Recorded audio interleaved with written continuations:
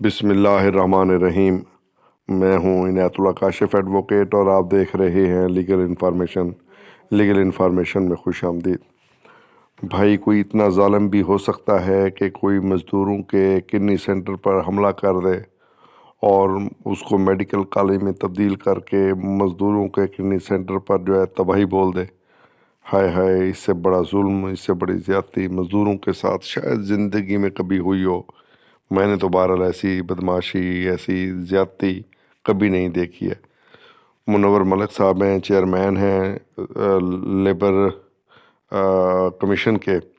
انہوں نے اس پر بڑا کام کیا ہے، بڑا ورک کیا ہے۔ یقیناً وہ اس مسئلے کو اٹھانے میں پیش ہیں، اور دوسرے ہمارے شفیق غوری صاحب، وہ بھی اس مسئلے پر مسلسل کام کر رہے ہیں۔ کیا تفصیل ہے، کیا ڈیٹیل ہے آج کی اس ویڈیو میں؟ قبل اس کے کہ میں اپنے موضوع کی جانب بڑھوں، آپ تمام احباب سے صدا ہے، چینل کو سبسکرائب کر لیں، بیل آئیکن کو پریس کر دیں، ویڈیو کو شیئر کر دیں۔ تو بڑھتے ہیں آج کے موضوع کی جانب۔ وفاقی حکومت نے 8 فروری 1999 کو سندھ حکومت کو خط لکھ کر زمین کڈنی سینٹر اور ورکرز ویلفیئر بورڈ کے لیے وقف کی تھی۔ اب کڈنی سینٹر پر میڈیکل کالج کے نام پر شب خون مارنے کے لیے کمشنر سی سی ان کو نوٹس لینا چاہیے۔ پہلے مریضوں کے لیے جو 70 کروڑ کے اخراجات ظاہر کیے گئے ان کا تو حساب دیا جائے، بعد میں میڈیکل کالج کا ڈرامہ وہ رچایا جائے۔ سندھ لیبر فیڈریشن کے صدر اور ممبر سہ فریقی لیبر سٹینڈنگ کمیٹی شفیق غوری صاحب نے کہا کہ محکمہ محنت سندھ کے سیکرٹری اور کمشنر سی سی کی توجہ کڈنی سینٹر جو پورے سندھ میں ایک ہی مزدوروں کے لیے وفاقی حکومت نے ہوم ڈپارٹمنٹ سے 5 ایکڑ جیل کی زمین حاصل کر کے لیا۔ وفاقی حکومت ہی نے وہ زمین کڈنی سینٹر کی تعمیر کے لیے سندھ ورکر بورڈ کے حوالے کی، اور کچھ مفاد پرست وزراء نے اپنے مفاد کی خاطر ہسپتال کو سی سی کی ملکیت میں لے لیا۔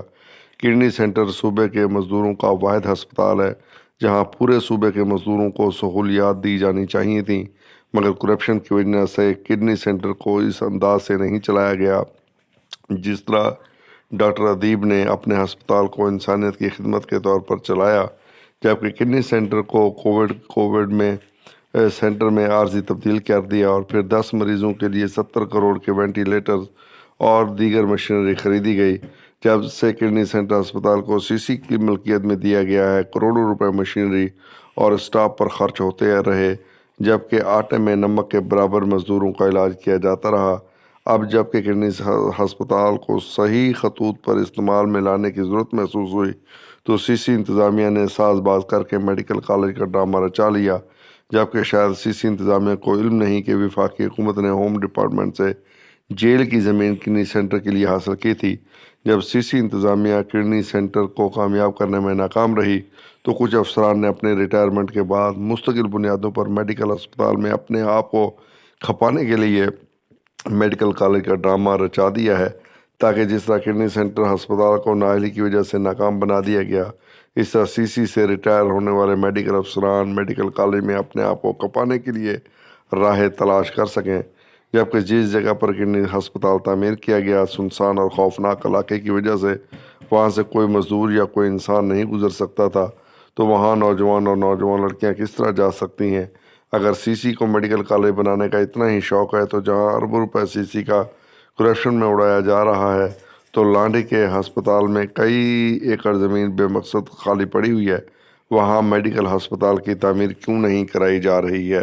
تو یہ بہت بڑا ایشو ہے جس پر کام کرنے کی ضرورت ہے، اور ہمارے لیبر لیڈر شفیق غوری صاحب، ہمارے لیبر رائٹس کمیشن پاکستان کے چیف منور ملک صاحب مسلسل اس ایشو پر کام کر رہے ہیں۔ آپ بھی اس پر آواز اٹھائیں، خاص طور پہ سندھ کے لوگوں کو چاہیے، سندھ کے جو اپنے آپ کو مزدوروں کے رہنما لیڈر کہتے ہیں، ان کو چاہیے کہ وہ آواز اٹھائیں۔